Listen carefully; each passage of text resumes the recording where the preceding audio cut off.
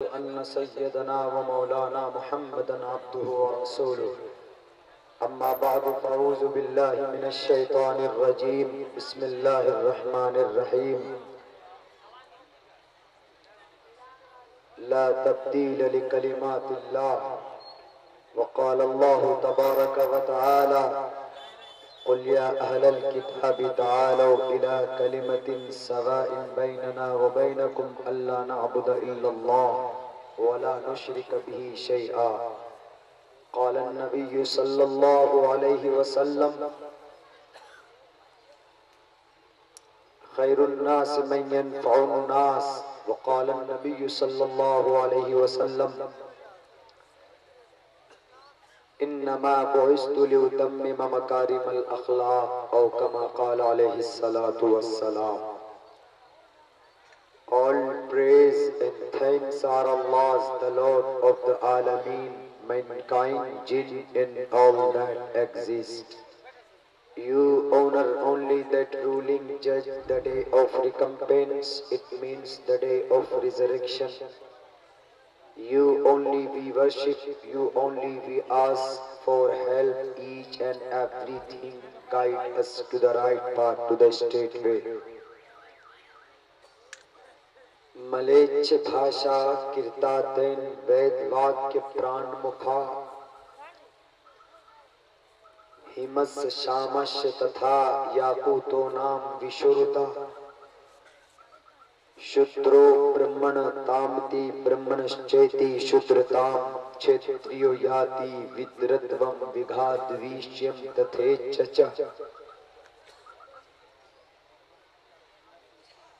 स एक एवात्रपति परजानाम कथम पुनर्जाति कीर्ता प्रभेदा अष्टो गुणः पुरुषं दीप्यन्ति प्रज्ञा च कोलं च दम श्रुतं च प्राकर्मस्य बहुभाषिता च अनस्वन्ता सत्पतिर्मामहे मेघावा चैतिष्ठो अश्रो मगोना त्रिवृष्णो अग्निदशाभि सहस्रैर्वैश्वानरः ओम पूर्णमिदः पूर्णमिदं पूर्णात् पूर्णमुदच्यते पूर्णस्य पूर्णमादाय पूर्णमेवावशिष्यते। ओम शांति ओम शांति ओम शांति।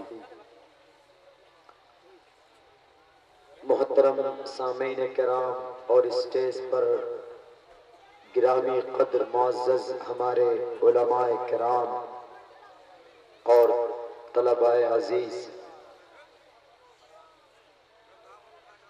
मुझे बहुत खुशी हो रही है। अगरचे एक लंबा सफर करके आप तक मेरी हाजिरी हुई, लेकिन यहाँ और यहाँ के इस पंडाल के माहौल को देखने के बाद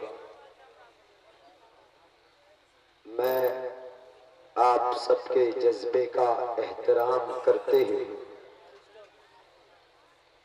इस जलसे की कामयाबी की दुआ अल्लाह से करता हूँ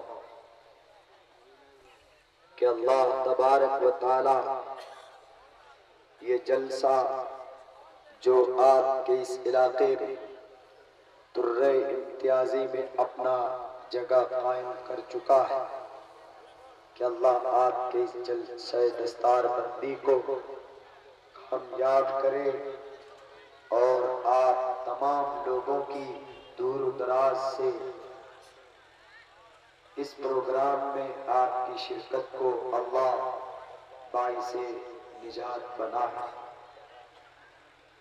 हज़रात,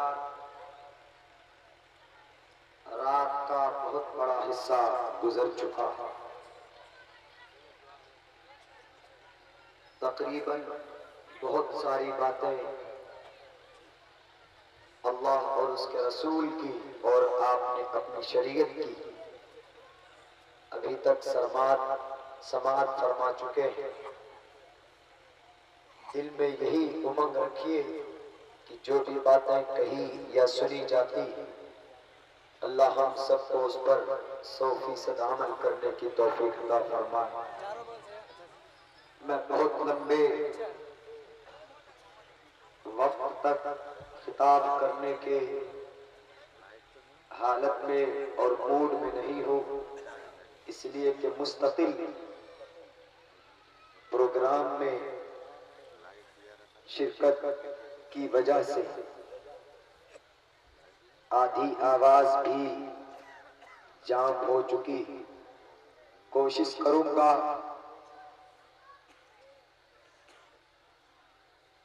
और एक दर्द आपके सामने रखने की जुर्अत भी करूंगा कि अल्लाह तबारक व तआला हम हिंदुस्तानियों को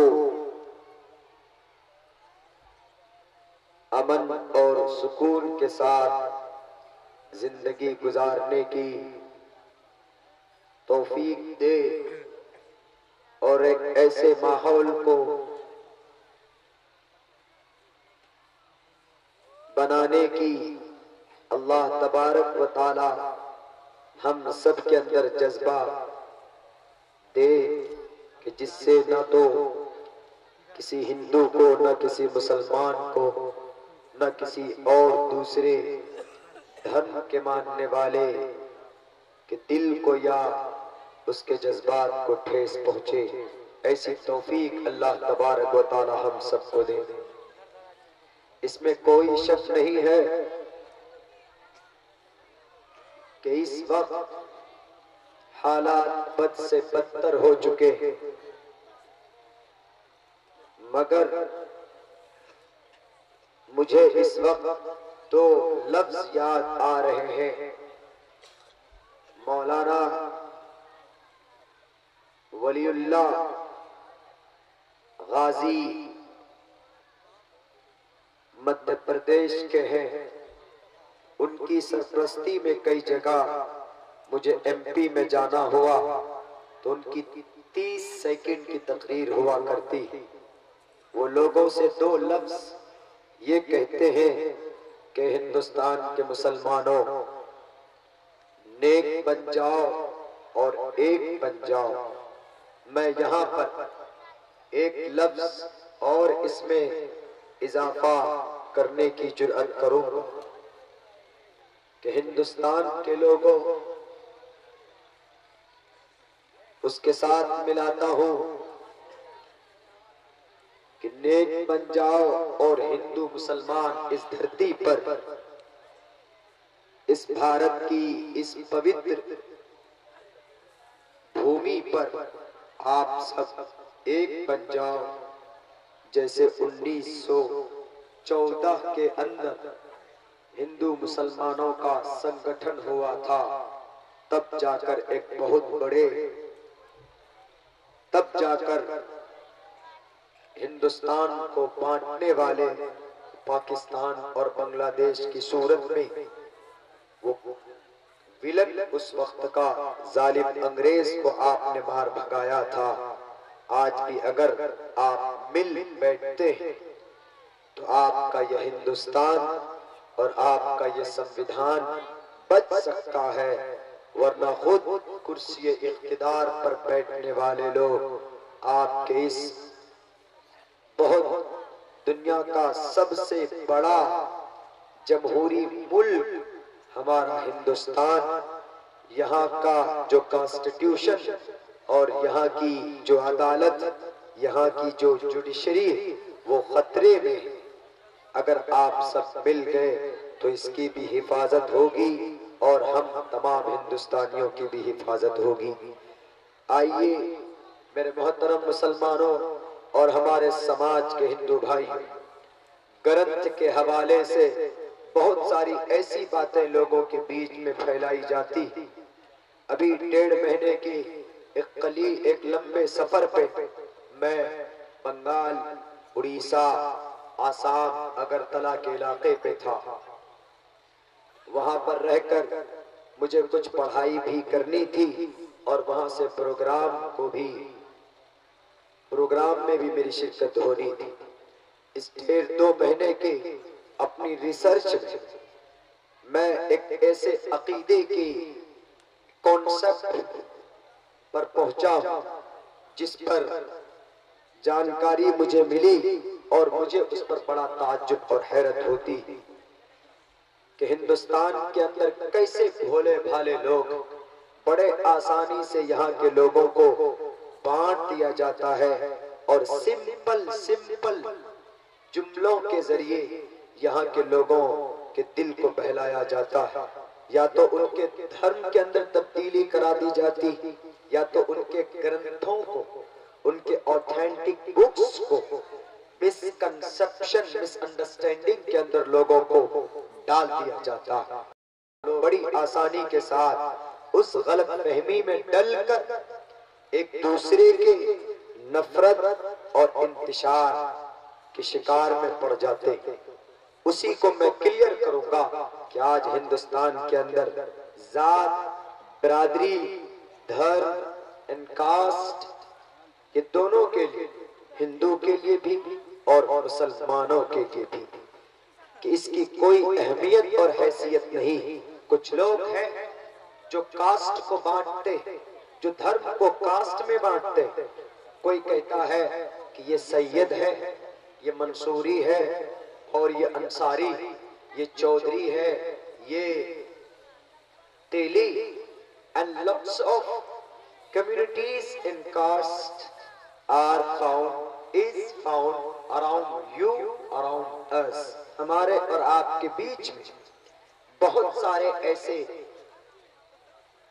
ऐसी जमातें पैदा कर दी जाती जिसपे उलझकर मुसलमान भी रह जाता है और उसी पे उलझकर हमारा हिंदू भाई भी अलग अलग जमातों में बढ़ जाते हैं। मिसाल के तौर पर हिंदू भाइयों को बांट दिया जाता है किस पे, कि ये ब्राह्मण है, ये क्षत्रिय है, ये शूद्र है, ये वैश्य है, इसके ऊपर डिवाइड कर दिया जाता। हालांकि इसकी कोई हैसियत नहीं है और मुसलमानों के बीच जात और बिरादरी की भी कोई हैसियत और अहमियत नहीं। मेरे मुस्लिम भाइयों और मेरे हिंदू समाज के हिंदू भाइयों, आपको हकीकत से बिल्कुल कोसों दूर रखा गया है। मेरे मुस्लिम भाइयों, आप हकीकत से कोसों दूर हो चुके, आपको रखा नहीं गया, बल्कि आपको तो समझाया जाता है। बाज़ाब्ता तौर पर पूरी पूरी रातें तकरीर होती और समझाने की कोशिश की जाती कि ये कुरान है, अपने बच्चों को पढ़ाओ और खुद पढ़ो, समाज के अंदर खुद ब खुद इस्लाह होती चली जाए। लेकिन हम मुसलमान नहीं पढ़ते, हम मुसलमान अपने शरीयत से नहीं जुड़ते, हम मुसलमान अपने बच्चों को कुरान की तालीम नहीं देते। आज जो ये हुफ्फाज़ किराम आपके सामने, आप ये सोचते होंगे कि इसकी अहमियत और हैसियत क्या होगी। अभी सिर्फ सर पर 1-2-3 मीटर का एक सफेद कपड़ा रखा गया है और ज्यादा से ज्यादा किसी मस्जिद या किसी मदरसे की चटाई को तोड़ेगा या किसी मस्जिद के इमाम साहब बनकर वहां के लोटे को फोड़ेगा। हालांकि ऐसा नहीं। इनकी फजीलत, इनका मकाम आपको उस वक्त अंदाजा होगा, इनकी अहमियत के बारे में आपको उस वक्त इल्म होगा जब हश्र के मैदान में तमाम के तमाम लोग नफ्सी नफ्सी के आलम में मुब्तला होंगे और ये हाफिज कुरान को अल्लाह तबारक व तआला कहेगा कि जाओ, आज तुम इस जगह के डॉक्टर ऑफ फिलोसफी, तुम इस जगह के सुपर पावर हो। 10 जहन्नमियों को जिसके हक में जहन्नम का फैसला हो जाए, दुनिया का कोई माए का लाल उसको जहन्नम से उठाकर जन्नत नहीं ले जा सकता।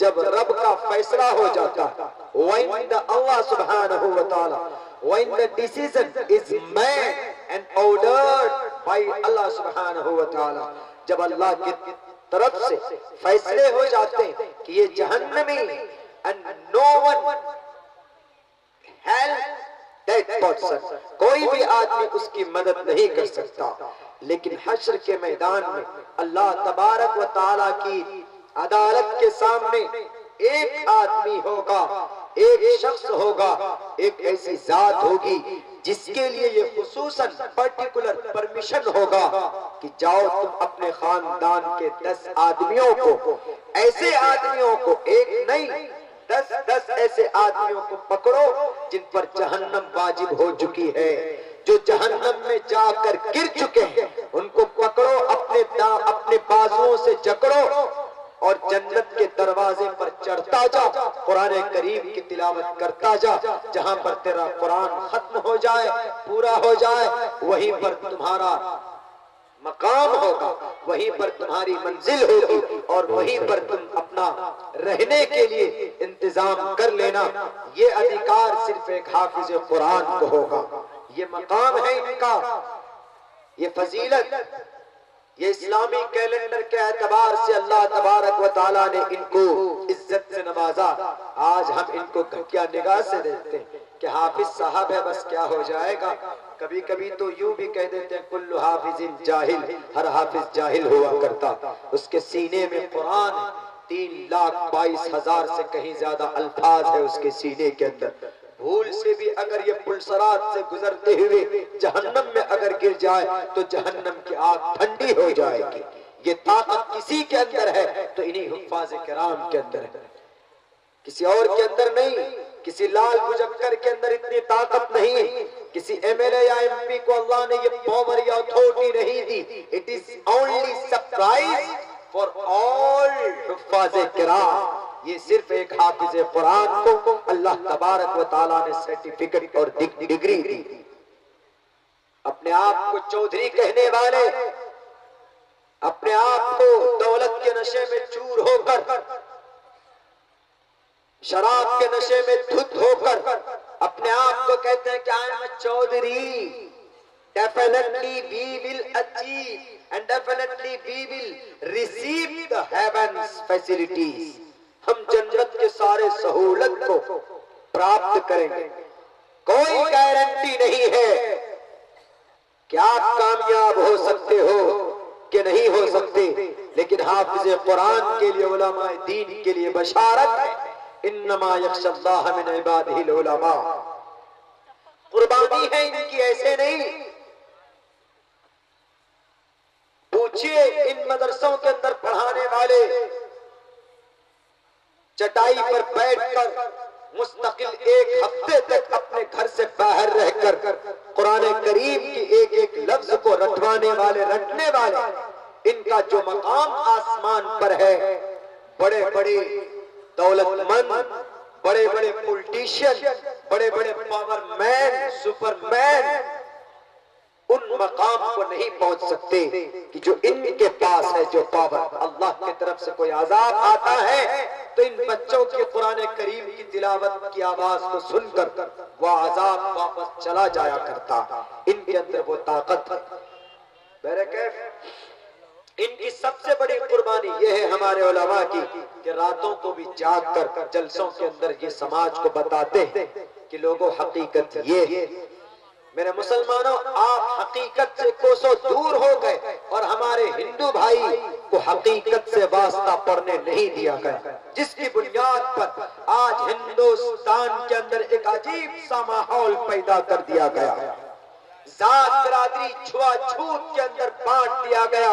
इस हिंदुस्तान के कौम को, हिंदुस्तान के हिंदू मुसलमानों को, मैंने जो एक मंत्र पढ़ा है अभी, मेरा मंत्र पढ़ने का मकसद यही है कि रियलिटी क्या है इस वक्त की और ये जात बिरादरी का लेवल क्या हो सकता, इन जात बिरादरी से किसका भला हो सकता, क्या जात बिरादरी वाकईतन इट इज एक्सेप्टेबल, क्या जात बिरादरी की कोई अहमियत और हैसियत है। मेरे नाम के साथ एक लफ्ज चतुर्वेदी जुड़ा, वरना बहुत से ऐसे चतुर्वेदी मिल जाएंगे जो एक दो श्लोक मंत्र पढ़कर आपको कहते हैं, सबूत दे दे कि मौलाना मैं भी चतुर्वेदी। मुझे शौक नहीं है चतुर्वेदी कहलवाने का या मंत्र पढ़ने का या अंग्रेजी के या बाइबल के सेंटेंस पढ़ने का। हमारा कुरान काफी है, अगर हम देखते हैं तो हमें सवाब दिया जाता। ये सिर्फ कुरान करीम का एक एजाज है, लेकिन मैं मजबूर हूं पढ़ने पर मंत्रों को, श्लोकों को एक एक लफ्ज का एक्सप्लेन करके मैं बता रहा हूं। इस धरती के हिंदुस्तानी, हमारे हिंदू और मुस्लिम भाइयों, आपको बांटा गया है, आपको बाज़ाब्ता स्कीम और प्रोपेगेंडे के तहत डिवाइड किया गया है, नफरत का शिकार बनाया गया है। इस धरती धरती पर, वरना कोई ब्राह्मण या कोई सैयद नहीं हुआ करता अपने कास्ट और धर्म की बुनियाद पर कोई जन्नत का या कोई अमन और शांति का दावेदार नहीं हो सकता। क्या I am a Syed and I belong to Muslim the higher caste, कि हम मुसलमानों के सबसे ऊंचे तबके से ऊंची बिरादरी से ताल्लुक रखते हैं। इसीलिए and we should to be proud to be of that, इसलिए हमें हमारी इज्जत की जानी चाहिए। मोहम्मद रसूलुल्लाह ने कहा कि नहीं, ला फज़ल लिअरबिय्यिन अलल अजमी, कि मुसलमानों अगर कोई आजम का है, अगर कोई गोरा है तो काले के ऊपर फजीलत नहीं, अगर कोई मालदार है तो गरीब के ऊपर फजीलत नहीं हो सकती, अगर कोई धरती का कमजोर आदमी मालदार ताकतवर है तो कमजोर आदमी के ऊपर उसकी कोई फजीलत या कोई जोर नहीं चल सकता। क्यों? अल्लाह ने ये कानून बनाया। अल्लाह ने कहा कि तुम सैयद हो, अच्छी बात है, तुम मंसूरी हो, अच्छी बात है, तुम अंसारी हो, बहुत अच्छी बात है, तुम चौधरी हो, बहुत अच्छी बात है। Can you are celebrate, you will be celebrated, तुम इज्जत की निगाह से देखे जा सकते हो, लेकिन ईश्वर के संविधान में, अल्लाह की नजर में जात बिरादरी की कोई अहमियत और हैसियत नहीं। मेरे नबी बता करके गए कि अगर इस धरती के ऊपर बसने वाला इंसान कोई गुलाम है, बदसूरत है, रहने वाला भले ही हबशे का क्यों ना हो, लेकिन जब उसका रिश्ता कुरान से जुड़ता है और उसकी मोहब्बत नबी की सुन्नत से हो जाती है, बढ़ती है, और कुरान को अपने सर पर रखता है, नबी के ताज को अपने सर से गिरने नहीं देता है, पाबंदी से 5 वक्त की नमाज पढ़ता है, भले ही गुलाम है, जिसको घटिया निगाह से देखा जाता था, जिसको तड़पा तड़पा कर मारा जाता था, जिनके बदन के अंदर सुराख करके गिरेदार रस्सियां डाली जाती थी।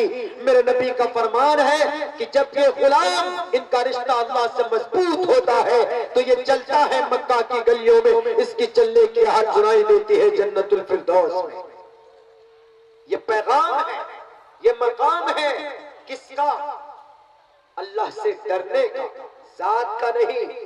हजरत बिलाल हबशी गुलाम थे, बदसूरत थे, इन स्पाइट ऑफ दैट, बावजूद उसके कि जन्नत चले गए, बल्कि चलते हैं मक्का में तो मेरे नबी कहते हैं कि बिलाल ऐसा कौन सा काम करते हो, तुम्हारी चलने की, कदम की आहट सुनाई देती है जन्नतुल फिरदौस में।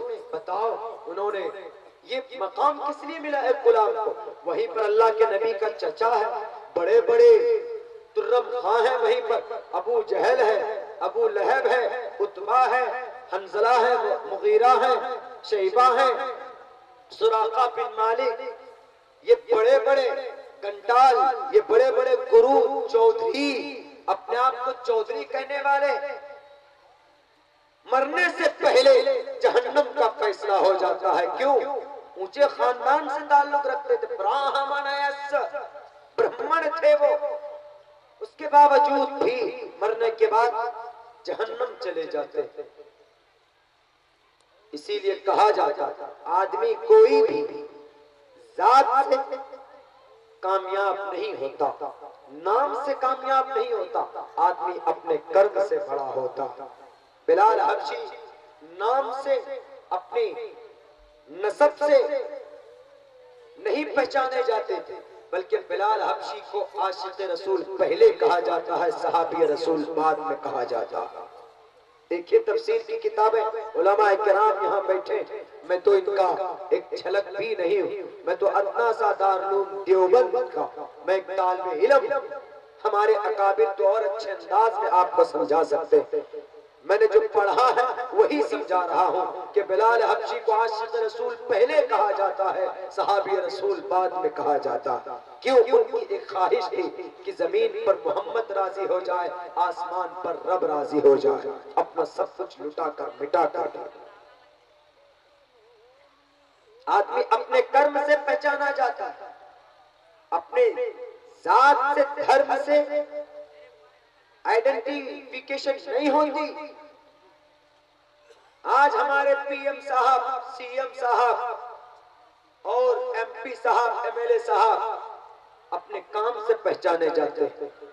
डॉक्टर भीमराव अंबेडकर अपने काम से पहचाने जाते हैं कि उन्होंने हिंदुस्तान को संविधान दिया, उन्होंने हिंदुस्तान को एक खूबसूरत हिंदुस्तान का एक विधि लिखने वाला डॉक्टर भीमराव अंबेडकर। कोई नहीं कहता कि वो दलित थे, बहुत से लोग जानते भी नहीं। Doctor Bhimrao Ambedkar he was Dalit and शूद्र। शूद्र मतलब नापाक, दलित थे वो, लेकिन अपना उनका काम इतना महान था कि वो अपने काम से पहचाने जाते हैं कि हिंदुस्तान की कॉन्स्टिट्यूशन को, जमहूरियत को लिखने वाला अगर कोई है तो वो डॉक्टर भीमराव अंबेडकर, जो कि चमार बिरादरी से ताल्लुक रखते थे, जिसको हमारे हिंदू भाई की नजर में शूद्र कहा जाता।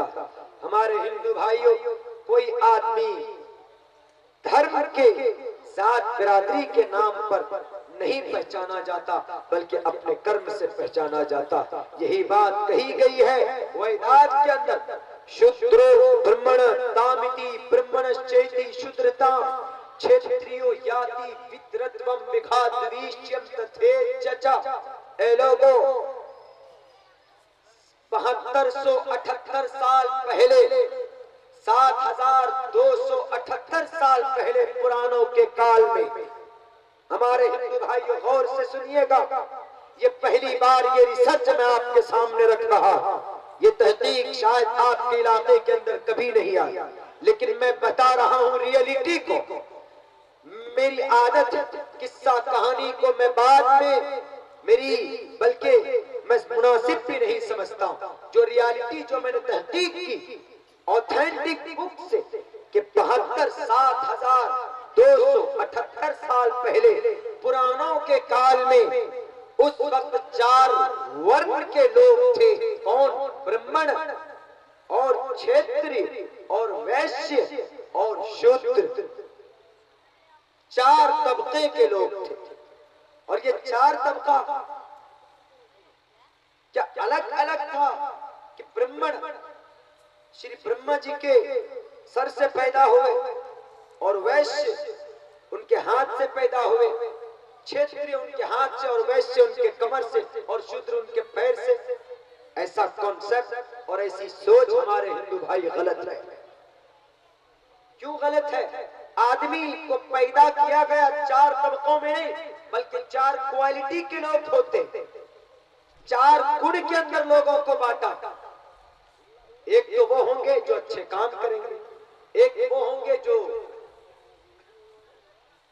देश को, मुल्क को बचाने का, यानी राजपूत फौजी लोग जिन्हें क्षत्रिय कहा जाता, जिन्हें कष्टरिय कहा जाता, और एक वो लोग होंगे जो बिजनेस को संभालेंगे, जिन्हें आज मारवाड़ी के नाम से या बनिया के नाम से हम और आप जानते। और चौथा वो होगा जो इन तीनों की खिदमत करेगा, उनको शूद्र कहा जाता। लेकिन इसका ये मतलब नहीं कि शूद्र नापाक है। चमार होगा तो नापाक होगा, डोम होगा, हारी होगा तो नापाक होगा, ऐसा नहीं है।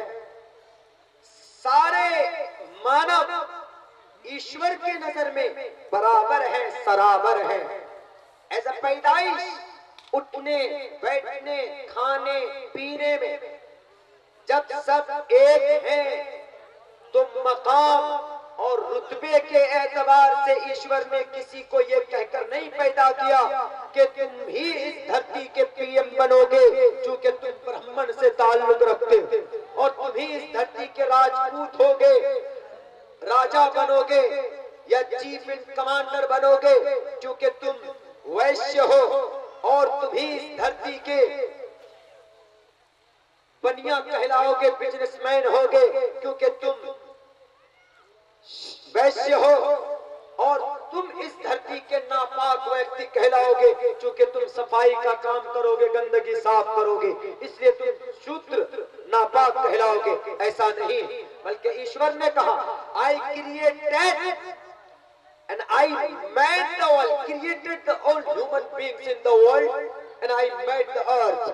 इस धरती को हमने बनाया, यहाँ पर बसने वाले इंसान को बनाया, and every person, everyone, अल्फाज पर गौर कीजिएगा जो encyclopaedia of Britannica encyclopaedia of Indian के अल्फाज में आपके सामने नकल कर रहा हूं। Everyone, every person, everywhere and every man are equal in the sight of परमात्मा, in the sight of the lord of the world. दुनिया के इस रचयिता के सामने सारे लोगों का पैदाइशी एतबार से एक मकाम है, लेकिन वो अपने कर्म की बुनियाद पर स्टेप में बढ़ जाते हैं। काम अगर अच्छा होता है तो वो प्रिय मित्र बन जाता है, अगर वो काम घटिया करता है तो घटिया काम करने की वजह से भले ही वो ब्राह्मण क्यों ना हो, अगर मुसलमान में सैयद है तो भले ही वो ख्वाजा अबू तालिब क्यों ना हो, अबू जहल क्यों ना हो, अबू लहब क्यों ना हो, नबी का अपना खून क्यों ना हो, लेकिन गुनाह का काम किया, निचले तबके के अंदर डाल दिया गया, सुम्मा रददनाहु अस्फल साफिलीन के अंदर उनको जगह मिली। क्यों? सैयद थे वो, ब्राह्मण थे वो, उसके बावजूद भी काम उनका घटिया था। अल्लाह ने कहा, I don't like you and your activities, we don't need you, मुझे तुम्हारी जरूरत नहीं है, जाओ तुम जहन्नम के अंदर। तुम नाम की वजह से आज नहीं पहचाने जाओगे, आज तो तुम अपने कर्म की वजह से तुम्हारा फैसला होगा। कोई आदमी कहे कि मैं सैयद हूँ, मैं definitely we will enter the paradise, मैं जन्नत में जाऊंगा क्योंकि मैं सैयद हूँ, I belongs to the Muhammad रसूलुल्लाह फैमिली। सैयद का मतलब मोहम्मद रसूलुल्लाह से जिसकी निस्बत जाकर मिल जाती। और वह आदमी कहे मैं सैयद हूँ, मैं जन्नत पहले जाऊंगा, ये भूल है। मेरे सैयद भाइयों, मेरे पठान और मेरे शेख बिरादरी से ताल्लुक रखने वाले भाइयों, आप अपने जात और बिरादरी की बुनियाद पर you can't success in the world, आप इस धरती में कामयाब नहीं हो सकती। कामयाबी आपकी जभी हो सकती है जब आप उस संविधान को मानेंगे, उस शरीयत को मानेंगे जिस शरीयत को लेकर मोहम्मद रसूलुल्लाह इस धरती पर आए। और हमारे हिंदू भाइयों, कोई आदमी अगर शूद्र है, नापाक है, लेकिन काम अच्छा है तो वो शूद्र आदमी ब्राह्मण बन जाता। ये मैं नहीं कह रहा हूँ, ये अब्दुल्ला सालिम की सिर्फ जुबान है, कुछ लोग मंत्र और किताबें आपकी, जिसके अंदर कहा गया शूद्रो ब्राह्मण तामिति, एक शूद्र भी, एक नापाक आदमी भी अपने अच्छे काम की वजह से वो ब्राह्मण बन जाता है, यानी वो ऊंचे स्थान पर अपना मकाम बना लेता है। क्यों? काम अच्छे। डॉक्टर भीमराव अंबेडकर शूद्र थे, लेकिन काम इतना अच्छा था कि 3 साल के अंदर हिंदुस्तान के संविधान को जमा किया। कहां से जमा किया? अपने घर से नहीं, तकरीबन 35 मुल्कों का दौरा किया उन्होंने। हिंदुस्तान आजाद हुआ 15 अगस्त 1947 में, पाकिस्तान आजाद हुआ 14 अगस्त की रात 1947 में। लेकिन हिंदुस्तान का संविधान जो लिखा गया वो 26 जनवरी जो तैयार किया गया, जो इम्प्लीमेंट हुआ, नाफिज हुआ, वो 26 जनवरी 1950 के अंदर, यानी आजादी के 3 साल बाद हिंदुस्तान के संविधान को बैठकर लिखने वाला डॉक्टर भीमराव अंबेडकर वो शूद्र थे, वो चमार थे, लेकिन काम इतना अच्छा किया उन्होंने कि पूरी दुनिया के नजर में, पूरे दुनिया के वो हीरो, सुपरमैन माने जाते, उनका सम्मान किया जाता। कोई नहीं कहता कि नहीं ये तो शूद्र थे, ये तो नापाक था, वो भी नापाक और उनका संविधान भी नापाक, इसको डस्टबिन के अंदर डाल दो, कोई नहीं कह सकता। क्यों? डॉक्टर भीमराव हिंदुस्तान के विधाता था, डॉक्टर भीमराव की सोच अच्छी थी। डॉक्टर भीमराव जानते थे कि इंडिया के अंदर ऐसे कातिल आएंगे जो धर्म के नाम पर, जो जात के नाम पर, जो बिरादरी के नाम पर यहाँ के हिंदुस्तान के असली वारिस, आजादी हिंद हिंदुस्तान के मुजाहिदीन के वारिस, इन मुसलमानों को परेशान किया जाएगा। हिंदुस्तान अंदर बसने वाले दलित को नापाक करार दिया जाएगा। हिंदुस्तान के अंदर बसने वाले नवाब सिराजुद्दौला के मानने वालों को उनके वोटर लिस्ट से नाम भी हटाकर फेंक दिया जाएगा। वो जानते थे, he was knowing about that, therefore इसीलिए उन्होंने कहा कि हिंदुस्तान के संविधान के अंदर तमाम हिंदुस्तानी बराबर है। जैसे ईश्वर के नजर में हर इंसान बराबर है, अपने कर्म के एतबार से उनको रुतबा दर्जा दिया जाता है, सेम इसी तरीके से हिंदुस्तान के संविधान में भी तमाम इंसान, हिंदू, मुसलमान, क्रिश्चियन, जैन, बुद्धिस्ट, सब आदमी अपने अपने कर्म की बुनियाद पर, अपने अपने हिंदुस्तान के संविधान को फॉलो करने की बुनियाद पर उनका मकाम और मर्तबा डिसाइड किया जाता। कोई आदमी गुनाह करता है तो हिंदुस्तान के दफा के तहत फौरन उसको कहता है कि इसको जेल में डालो। क्यों? क्योंकि हिंदुस्तान के संविधान के खिलाफ किया। लेकिन अगर कोई आदमी अच्छा काम करता, जैसे अभी पुलवामा कश्मीर के अंदर 46 नौजवान हमारे शहीद हुए, बड़ा दुख और दर्द के साथ ये बात कहनी पड़ती है कि हिंदुस्तान के हमारे चौकीदार साहब तो घूम रहे हैं पूरी दुनिया के अंदर, 3 अरब रुपए खर्च हुए हमारे पीएम साहब के out of country, our country, हमारे हिंदुस्तान के बाहर के सफर में 3 अरब रुपए हिंदुस्तान का सरमाया, यहाँ के जनता का पैसा उन्होंने सफर में खर्च किया। अगर उन्हीं रूपों को बांट दिया जाता, हर गरीब के अकाउंट में 2 से 3 लाख रुपए आज होते। और अगर उन रूपों को कश्मीर के बॉर्डर के ऊपर खर्च किया जाता तो जालिम पाकिस्तान से आने वाले आतंकवादी के हाथों हमारे 46 नौजवानों की हत्या और उनको शहादत न होती अगर उन पैसों को खर्च किया जाता। लेकिन फुर्सत है ही नहीं, टीवी के डिबेट पे आएंगे या कहीं किसी राजनीति के स्टेज पे आएंगे तो फौरन बेलगाम के घोड़े बोल पड़ते हैं, अरे ये तो दलित है, ये तो मुसलमान है, हमारा तो इनका इतना वोट है इनके पास।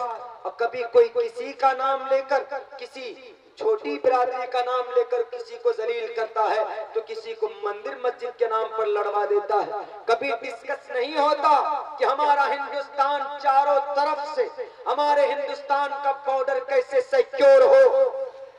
3000 करोड़ रुपए खर्च किए गए एक मुजस्समा बनाने पर, कहा गुजरात की सरजमीन पर 3000 करोड़, यूं ही नहीं एक बड़ी लंबी रकम होती है हमारे हिंदुस्तान के हिंदुस्तानी, हमारे हिंदू मुस्लिम भाइयों।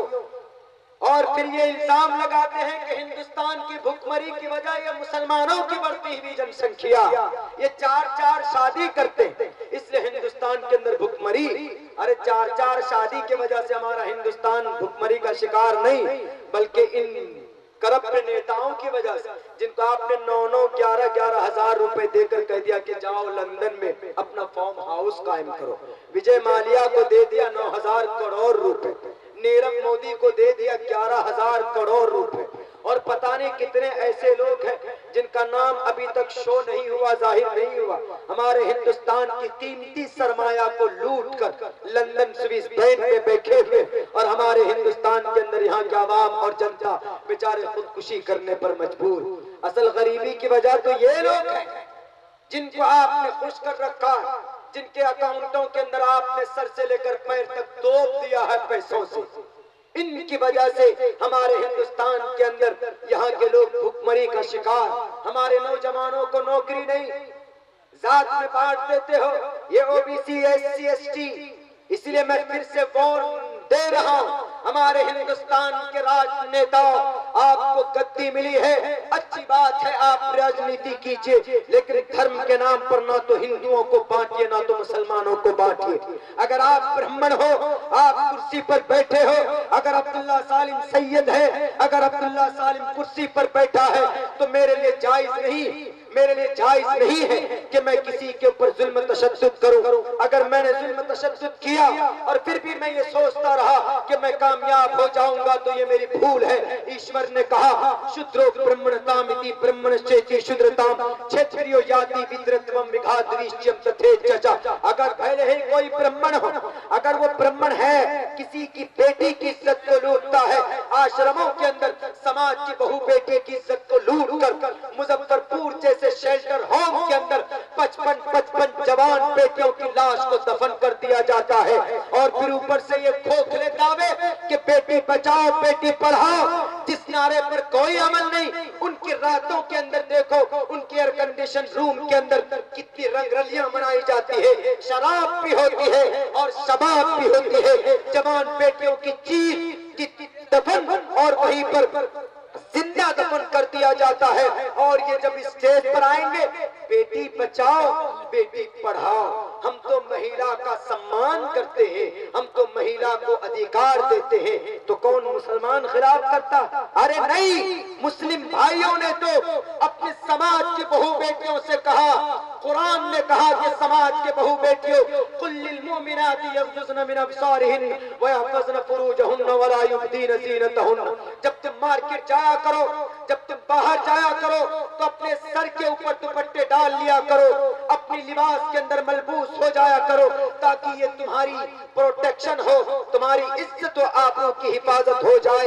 एक साहब ने मुझसे पूछा दरभंगा की सरजमीन पर कि अब्दुल्ला सालिम साहब, ये तो आपका कुरान कहता है पर्दे के ऊपर और बीवी बाल बच्चों को, समाज के बहू बेटियों को बुर्के के अंदर मलबूस होने का ऑर्डर आपके कुरान का, हमारे वेदों के अंदर नहीं। हमने कहा कि नहीं, जो कुरान का फरमान होगा वही आपके वेदों का भी फरमान होगा। अगर कुरान कहता है एक अल्लाह की इबादत करो, उबुदू रब्बकुम, तो वेद भी कहता है तस्सयते भक्तिवान से शियामा, एक परमेश्वर की भक्ति की जाए। अगर कुरान कहता है कि मोहम्मद को अपना आखिरी नबी मानो, मा कान मुहम्मदुन अबा अहदिम मिन रिजालिकुम वलाकिन रसूलुल्लाहि व खातमुन नबिय्यीन, तो आपका वेद भी कहता है, आपके उस श्लोक के अंदर बताए गए हैं कि तस्मात् शास्त्रम परमानंति अकार्य कार्य अकार्य व्यवस्थितो किनात्वा शास्त्र विधानोत्तम कर्म कर्तुम हरसि यज्ञम परचुचाम्यमं सतततुतो निवोस्ति कवरितम पूर्वियम गतम कस्तत्य विभारती। आखिरी पैगाम देने वाले, आखिरी शरीयत को बताने वाले लोगों इस धरती के ऊपर अंतिम महर्षि आएंगे। अगर कुरान अपनी बेटी की, समाज की बहू बेटी की इज्जत को बचाने के लिए अगर कहता है कुल्लिल मुमिनाति यग़ज़ुज़्न मिन अब्सारिहिन्न, ये सिर्फ कुरान का नहीं बल्कि आपके ऑथेंटिक बुक, हमारे हिंदू भाई ईश्वरीय ग्रंथ वेद में साफ लफ्जों में कहा गया, अधः पश्यस्ति मोपरी संतराम पाद कौहर माते कौशल्प को। ए समाज के स्त्रियों, जब तुम पुरुष के सामने से गुजरा करो, ए समाज के बेटियों, जब तुम कॉलेज जाया करो, जब तुम पढ़ने के लिए या शॉपिंग के लिए पूर्णिया जाने की तुम्हारा इच्छा हो, इरादा हो, तो अपने पैरों को जमा कर लेना, अपने पैरों को समेट कर चलना। ये मंत्र जरूर है, वेदों के श्लोक जरूर, लेकिन पैगाम देखो क्या दिया जाता है, कहा जाता है अधः पश्यति मोपरी संतराम पाद कौहर, माते ए माँ, बहन को माँ से खिताब किया जाता है, माते को शल्प को अपनी ब्यूटी को मत छुपाना। और हमारा कुरान यही कहता है कि say to the believing women, encyclopaedia Britannica कहता है से टू द बिलीविंग वुमन, औरत से कहो you should do their lower their gaze in God for their modesty. ए औरतों, ए समाज के बहू बेटियों, अपनी निगाहें नीची करके रखना, and doesn't show your beauty and ornament in front of the people, अपनी खूबसूरती को लोगों के सामने जाहिर मत करना। सेम यही मीनिंग कुरान का है, और कुरान का पैगाम वेद के अंदर है, और वेद का पैगाम समाज की तमाम बहू बेटियों के लिए है। ये पैगाम साफ लफ्जों के अंदर है कि माते को शल्प को, स्त्रियों जब तुम निकला करो तो अपने पैरों को जमा कर लेना। क्यों? ताकि तुम्हारे निर्माण नजर ना आ जाए, तुम्हारी खूबसूरती नजर ना आ जाए। ये सिर्फ कुरान का पैगाम नहीं औरत को बुर्के में लाने के लिए, बल्कि वेदों का भी पैगाम है। क्यों? क्योंकि वेद भी जानता है कि समाज के अंदर अगर बददीनी को, अगर जिना के वारदात को घटाना हो तो समाज के बहू बेटियों से कहो कि वो पर्दे के अंदर बाहर निकला करें, मच्छरदानी जैसा लिबास पहनकर बाहर न निकला करें। ये कुरान करीम का नहीं, वेदों का भी फरमान। आज कुछ बहरूपिये लोग कहते हैं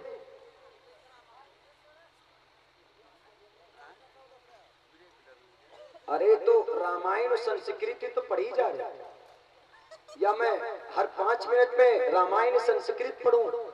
ये इतना अच्छा पैगाम है पर्दे के ताल्लुक से।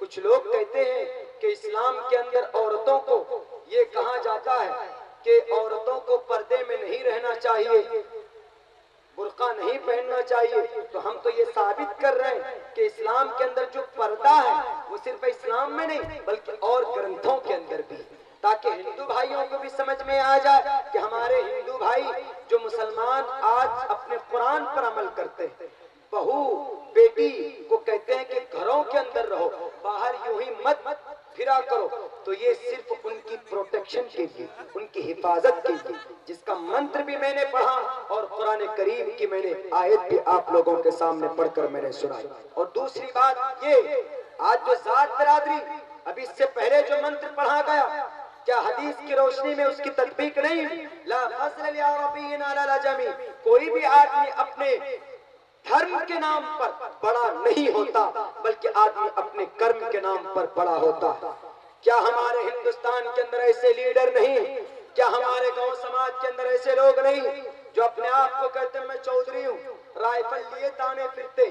चौधरी हो गए तुम पैसों की वजह से चौधराहट कर सकते हो दुनिया के अंदर, लेकिन अल्लाह के नजर में, ईश्वर के नजर में तुम्हारा कर्म ही तुम्हारी निजात का जरिया बन सकता है। क्यों? एक एबात्रपति पर जाना, एक एबात्रपति सारे प्रजाओं का रचेता परमेश्वर एक आदमी के सर से लेकर पैर तक, चाहे वो क्रिश्चियन हो, जैन हो, बुद्धिस्ट हो, सबकी शक्ल सूरत जब एक, तो मैं कौन होता हूं किसी को कहने वाला कि तुम नापाक हो, तुम पाक हो, तुम छुआछूत तुम्हारे अंदर है, भेदभाव तुम्हारे अंदर है, मैं कौन होता हूं? Not permitted according to the ईश्वर के कॉन्सेप्ट, ईश्वर के संविधान के मुताबिक। यह इस्लाम एक ऐसा मजहब है मेरे हिंदू भाइयों जिसके अंदर दुनिया की एक एक अच्छाई को अल्लाह ने खुद से लिखा। कोई कहता है कि कुरान को बदल दिया जाए, इनके बहुत सी आयतें ऐसी जिनके अंदर लड़ने झगड़ने की बात है, मुशरिकों से किताल करने की बात, उनको बदल दिया जाए, या कुरान के बात अहकामात को बदल दिया जाए, बहुत से लोग कहते हैं। तो हम तो ये कहते हैं क्या रे, हिंदुस्तान का संविधान, हिंदुस्तान की गवर्नमेंट, क्या पूरी दुनिया की गवर्नमेंट मिलकर बदलना चाहे तो नहीं बदल सकती? क्यों? ये नामाकूल बात है। अगर कोई मजमून आदमी लिखता है तो उसके अंदर तब्दीली वही कर सकता है जो उसका राइटर। किसी किताब को अगर कोई लिखता है उसके अंदर कमी बेशी की इजाजत उसी को होती, वही करता है जो उसका राइटर, जो उसका मुसन्निफ होता है। और कुरान करीम को लिखने वाला, कुरान करीम का जो रचेता है ये अल्लाह के अलावा इसमें कोई तब्दीली नहीं कर सकता। खुद मुसलमानों के सारे मुफ्ती मिल जाएं, सारे काजी हजरात बैठ जाएं एक जगह पर, सारे मुसलमान सर जोड़कर बैठ जाएं और ये फैसला लें कि कुरान करीम की एक जबर को हम हटा देते हैं, सब मुत्तफिक हो जाएं, कयामत की सुबह तक ऐसा नहीं हो सकता। जब खुद मुसलमानों के जस्टिस ऑफ मुस्लिम नहीं बदल सकते तो खड़े होकर पेशाब करने वाले शराबी कबाबी लोग कैसे हैं कुरान करीम के और आप कुरान करीम के कॉन्सेप्ट और इनके मसाइल को बदल सकते? नहीं बदल सकते। खुद परमिशन मुसलमानों को नहीं है बदलने की।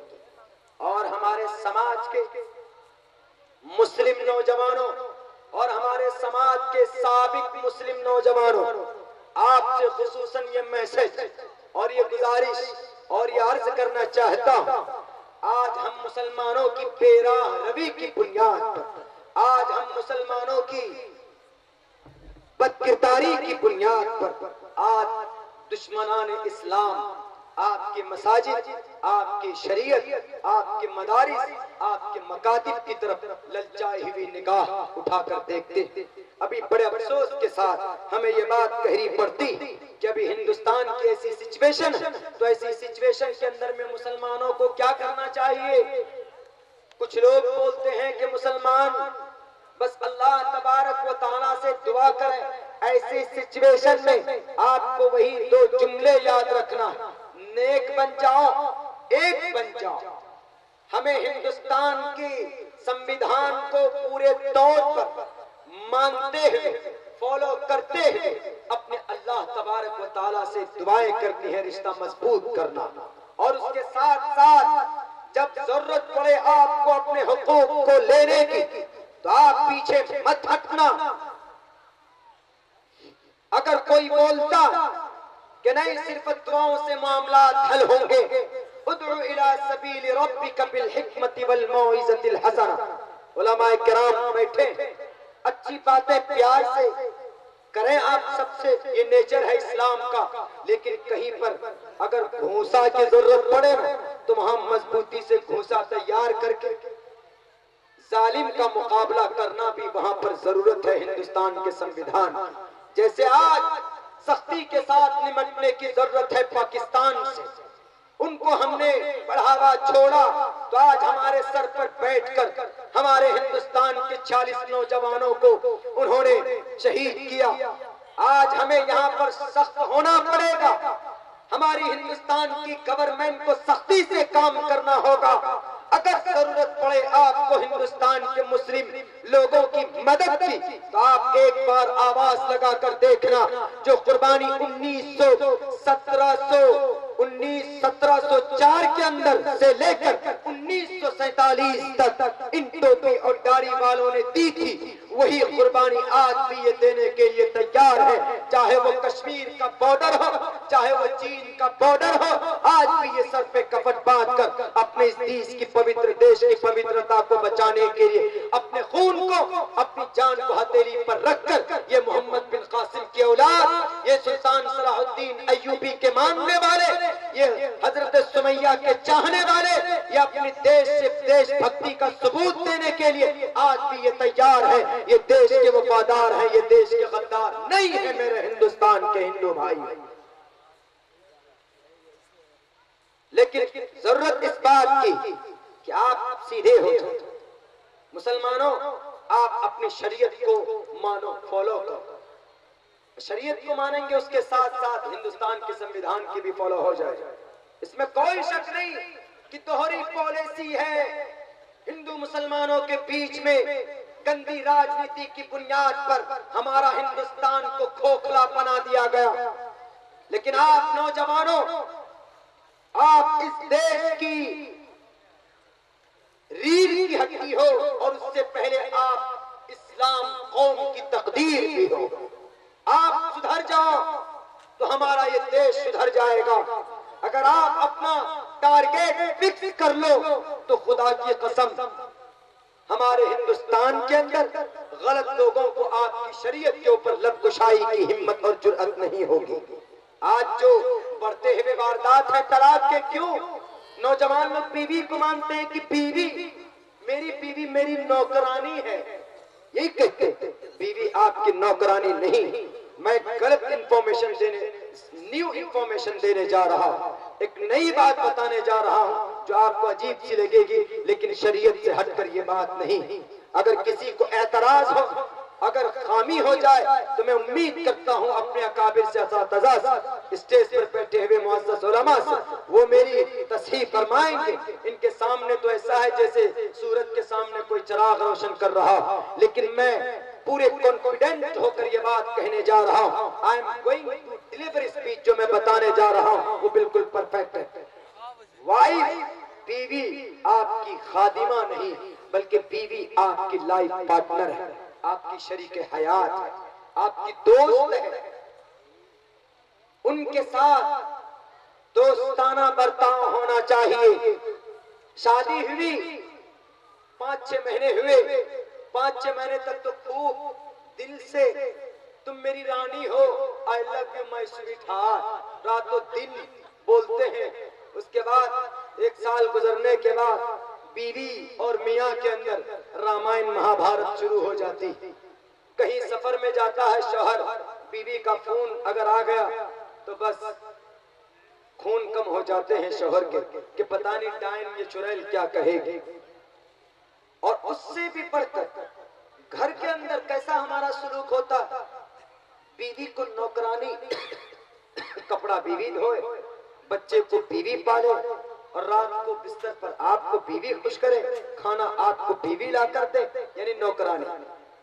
नौकरानी नहीं, ये गलत कॉन्सेप्ट। आपको मैं 2 कदम आगे बढ़कर कह रहा हूं। अभी इंस्टीट्यूट के अंदर टॉपिक दी गई मुझे कि Abdullah Salim, and you have to explain what is the status of women, what is the status, क्या मकाम है औरत का इन द सोसाइटी। हमने कहा कि सर, विदाउट औरत, without women life is not completed. ये दुनिया अधूरी, life is dull without wife. बीवी के बगैर जिंदगी अधूरी। हाँ, बीवी तो होती, लेकिन डिवोर्स क्यों होते हैं, तलाक क्यों होते हैं? आपने कहा कि हाँ, औरत एक्सेप्टेबल है। और औरतों, समाज के बहू बेटियों, आपके कानों तक मेरी आवाज पहुंचती हो, और समाज के बेटियों, अगर आपके कानों तक मेरी आवाज पहुंच रही हो, तो आप एक बात याद रखना, आप औरत जरूर हो, लेकिन आप कमजोर नहीं हो। आपसे बड़ा योद्धा इस धरती के अंदर अल्लाह डिड नॉट क्रिएटेड। अल्लाह ने आज तक किसी को पैदा नहीं किया। अगर योद्धा नहीं होती हमारी औरत, तो हजरत खौला का रिकॉर्ड उठाकर देखो। एक मौके पर सहाबाए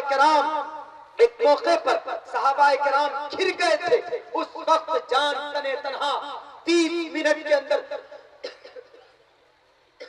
हजारों कुफ्फार को वासिले जहन्नम करने वाली सर पे कफन बांध कर, पर्दे के अंदर मलबूस होकर, घोड़े पर सवार होकर खालिद बिन वलीद ने जब देखा, खालिद बिन वलीद जैसा बहादुर वहां पर फंसे हुए थे उस परेशानी, उस दुविधा के अंदर, तो उन्होंने देखा कि ये सवार कौन है। जब उन सबको बचाया एक घुड़सवार ने, तो उन्होंने बुलाया उस घुड़सवार को कि जो काम हम 30 घंटे से नहीं कर पाए, वो तुमने 30 मिनट के अंदर कर दिखाया। तुम हो कौन, बताओ तो सही। एक घुड़सवार, तुम आए कहां से? उन्होंने कहा कि मैं नाम नहीं बता सकता। कहा अपनी शक्ल दिखा दो। तो बड़ी मिन्नत समाजत के बाद जब उन्होंने अपनी शक्ल दिखाई, आपको बड़ा ताज्जुब होगा, वो कोई मर्द या कोई बहादुर या कोई नौजवान नहीं था, वो एक औरत हजरत खौला रज़ी अल्लाह ताला अन्हा थी। मेरे समाज की बेटियों, आप कमजोर नहीं। अगर रास्ते पर कोई लड़का आपको छेड़ता है, तो आपको वही उसके कान के ऊपर इतना जोर से थप्पड़ मारिए कि 5 उंगली का निशान छप जाए।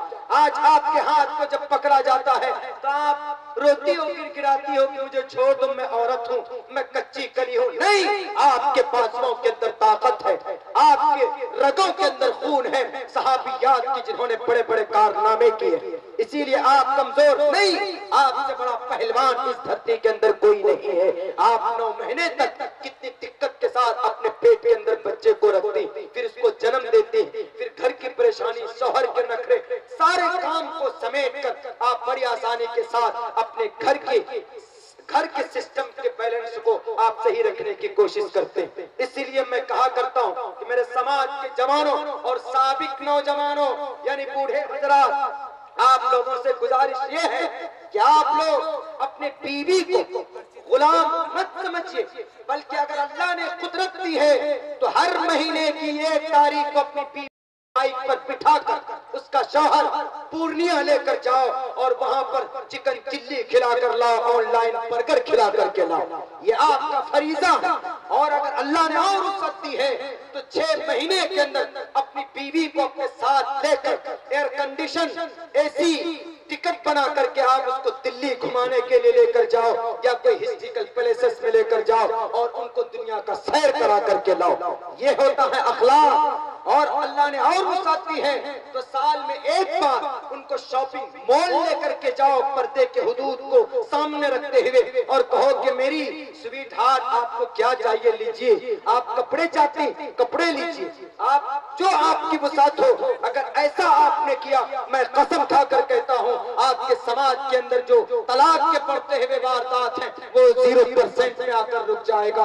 अगर बीवियां भी अपने शौहर को खुश करती रहे, वो पूरी दुनिया की राम कहानी, घर की छोटी छोटी बात बाहर जाने वाले शौहर को अगर ना सुनाए, शौहर सोचता है कि घर जाऊंगा, अपनी बीवी की शक्ल को देखूंगा, बच्चों को देखूंगा तो मेरी प्रॉब्लम खत्म हो जाएगी।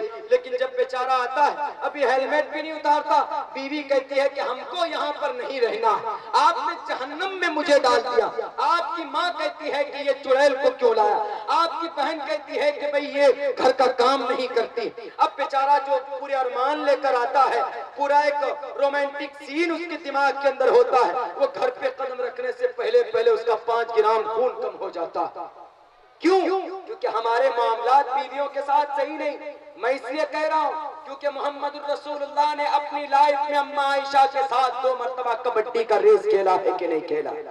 नबी थे, मैच खेलते थे अम्मा आयशा के साथ। है आज का नौजवान जो अपनी अहलिया के साथ कभी खुशी से बोलता हो आई लव यू मेरी जान, नहीं बोलेगा। क्यों? ये तो सिर्फ गर्लफ्रेंड के लिए। बोलो गर्लफ्रेंड को डंडा लगेगा, बीवी को बोलोगे तो एक एक नेकी मिलेगी। दीजिए फतवा आप मेरे ऊपर कि अब्दुल्ला साहब आप क्या क्या बोल रहे हैं। मैं सही बोल रहा हूं, मैं शरीयत से बाहर नहीं बोल रहा। बीवी को मोहब्बत की निगाह से देखो, बैठ करके एक निवाला उनके मुंह में डालो। मैंने बुखारी शरीफ की रिवायत पढ़ी थी, तो सदका है आपके लिए।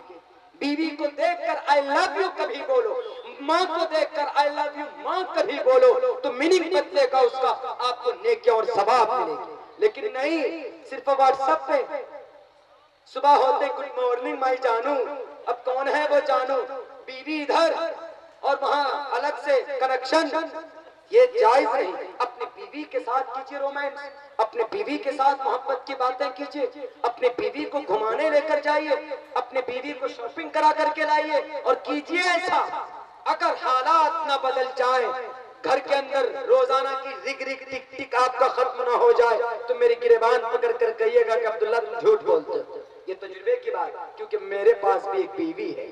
आई हैव एक्सपीरियंस्ड मैन, मुझे तजुर्बा है इस बात की। आपकी बीवी ना फरमान हो जाए, गुस्से में हो जाए, तो ज्यादा नहीं 200-250 रुपए की एक अंगूठी खरीद करके पहना दीजिए, वो सारी दुश्मनियां भूल जाएं। ये बहुत हंस रहे हैं, ऐसा है कि नहीं मेरे भाई साहब? ऐसा ही है। लेकिन बीवी के साथ ऐसा कहाँ होता? कहती कि ये तो घर की प्रॉपर्टी, अरे ये तो है ही डायन।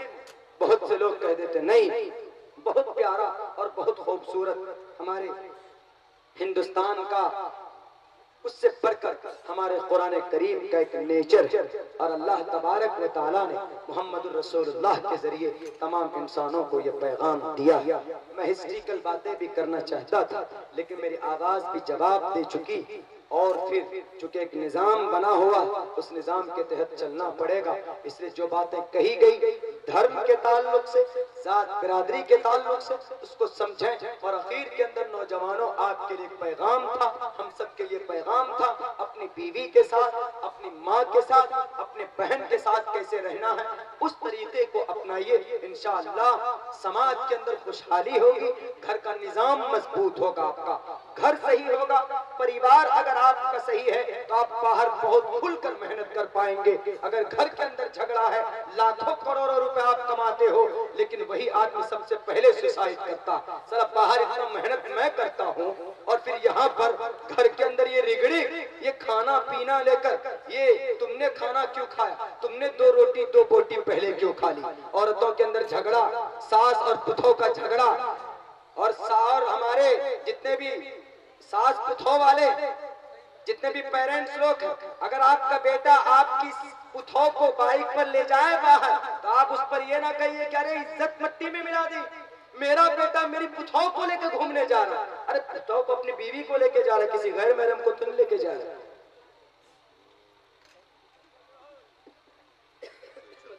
मंत्र पढ़ी। हमारे इस मजमे के अंदर कितने सनातन धर्मी भाई हैं, मैं काउंट करके कह सकता हूँ, एक भी नहीं हो। मंत्र के आधार पर बहुत सारी बातें आपके सामने आई, और मंत्र ही अगर आपको सुनना है, मंत्र ही सुनने की अगर बात थी तो हमको बहुत पहले लाकर खड़ा करते ताकि हिंदू भाइयों को फायदा होता। मंत्र असल इशू, असल मकसद नहीं होता। मंत्र सुनने से आपको सवाब भी नहीं मिलता, कुरान करीम की आयत सुनने और सुनाने से आपको सवाब मिलता। इन्होंने कही एक मंत्र पढ़कर सुनाइए। एक मंत्र के थ्रू से एक मैसेज दे रहा हूँ औरत ही के ताल्लुक से कि भविष्यांति युगस्यांति क्षेत्रीय लोक कंटका अर्तिक्षरो लोकधास्य मानाहंकार दर्पिता। एक जमाना ऐसा आएगा कि नौजवान लोग करेंगे, अपनी बीवी को छोड़कर गैर महरम को पटाएंगे और उनको सपने दिखाएंगे और सपने दिखाने के साथ साथ उनके साथ गलत काम करेंगे। जब उनका मतलब निकल जाएगा तो वो छोड़ देंगे और ये बात लोक कंटका उस औरत के दिल पे कांटे की तरह चुभती। इसलिए नौजवान दोस्तों, ये मंत्र जरूर है लेकिन पैगाम कितना अच्छा है, कितनी अच्छी बात कही गई है। भविष्यांति युगस्यांति, भविष्य के जमाने में क्षेत्रीय लोक कंटका अर्तिक्षरो लोकधास्यमान अहंकार दर्पिता। उनके अहंकार को रोककर, उनको बहला फुसलाकर आप उनकी इज्जत के साथ खिलवाड़ करते हो। तकरीबन 45% नौजवानों की ये तादाद है। 45% नौजवान हैं ऐसे जो अपने समाज की बहू बेटियों को पटाते हैं, फोन के जरिए उनका नाजायज इस्तेमाल करते हैं और बहुत सी जगह पर तो देखा गया कि उनके साथ नाजायज संबंध बनाते हैं और फिर उनको कत्ल कर देते हैं। ऐसा मुशाहदा है। किशनगंज में एक वाकया ऐसा हुआ है कि पहले उसके साथ उसकी इज्जतों आबरू के साथ खेला, भले ही ये वैद बयासी 7200 साल पहले लिख करके गए, लेकिन एक ऐसी बात कह के गए हैं कि भाई जो आज के डेट में हो रहा, और जब भी हमारा सोसाइटी, हमारा मुआशरा, हमारी सोसाइटी मजबूत होगा जब हम इन उसूलों और इन बड़े बुजुर्ग की बातों को सुनकर अपनी उस बुराई से अपने आप को बचाने की कोशिश करेंगे। तभी हमारा मंत्र सुनना सुनाना भी कामयाब, तभी हमारा कुरान करीम की तिलावत भी कामयाब। वरना अगर हम अपनी हाँकते रहे तो ना तो हमारा चीखना कोई काम का, ना आपका यहाँ पर पूरी रात बैठकर जलसा सुनना किसी काम का। कल एक आदमी ने हमसे, ये परसों एक आदमी वहाँ कलकत्ता की सरजमीन पर छोटा सा प्रोग्राम बोला, क्या मौलाना हम लोग दूर से आए हैं, पूरी रात जलसा सुनना चाहते हैं। हमने कहा एक बात ये बताओ कि दाढ़ी तुम्हारी शक्ल में इतनी बड़ी बड़ी है, दाढ़ी रखना जरूरी सुन्नत है और कटवाते हो गुनाह है, इन्हें दाढ़ी रखना चाहिए कि नहीं जानते हो? बोला हाँ। हमने कहा आपसे पहले कितनी बार जलसों में सुनी ये बात? बोला कि हजारों बार। हमने कहा कि हजारों बार जलसे में तुमने ये बात सुनी कि दाढ़ी रखना चाहिए आदमी को, सवाब है, सुन्नत रसूल है, तकरीर भी सुनी, अमल नहीं किया तो आज पूरी रात तकरीर सुन के क्या करोगे? जहन्नम में जाओगे। पहले उस पर अमल करो। इसीलिए जो बातें भी कही गई, कोई भी कहने वाला, तनवीर साहब कहने वाला, और आपके इस जलसे में पहुंचाने की सबसे बड़ी मेहनत आपके मंसूरी साहब की रही। उन्होंने बहुत कोशिश, बहुत मेहनत की, मुझे मजबूर होना पड़ा। हालांकि मैंने वक्त दिया था यहाँ पर बहुत 2 महीना पहले आपके अराकीन मदरसा को, मुहतमिम साहब को, हजरत मौलाना मुबारक साहब को, लेकिन अचानक मेरे एग्जाम्स मेरे सामने आ गए और डेट कल का ही 24 तारीख का पड़ चुका था, 11 साढ़े 11 से एग्जाम का। इस बुनियाद पर आने में थोड़ी दिक्कत हुई, लेकिन फिर भी मैं यहाँ पर पहुंचा और मेरी ये कोशिश थी कि आपको कुरान और हदीस और वेदात के ताल्लुक से ऐसी बातें बताई जाए कि भाई जिस पर अमल करके हमारे समाज का, मुआशरे का भला हो सके और अल्लाह तबारक व तआला हम सबको समझ दे कि मिल बांट कर हम हिंदुस्तान के अंदर रहें, जुल्म के खिलाफ आवाज उठाएं और अपने हुकूक को लेने के लिए चुपचाप मत बैठिए। वक्त होता, टाइम होता, मौका होता तो बताता। इंशाअल्लाह फिर नेक्स्ट टाइम कभी मैं आपको बताऊंगा कि आपको हिंदुस्तान के अंदर इस वक्त what to do and how to do, क्या करना है क्या नहीं करना है, और भी अच्छे तरीके से बताता। अभी आपके महबूब मुकर्रिर तकरीबन आ चुके हैं, उनको सुनना है और दस्तार बंदी भी होनी है। ये फजीलत की दस्तार भी सर पे सजाई जानी है। अल्लाह से दुआ है अल्लाह तबारक व तआला इन पुररौनक मंजर को और इस खूबसूरत जलसे को कबूल फरमाए, हम सब की शिरकत को हश्र के मैदान में निजात का जरिया बनाए। वाखिर दावाना अनिल हम्दुलिल्लाहि रब्बिल आलमीन।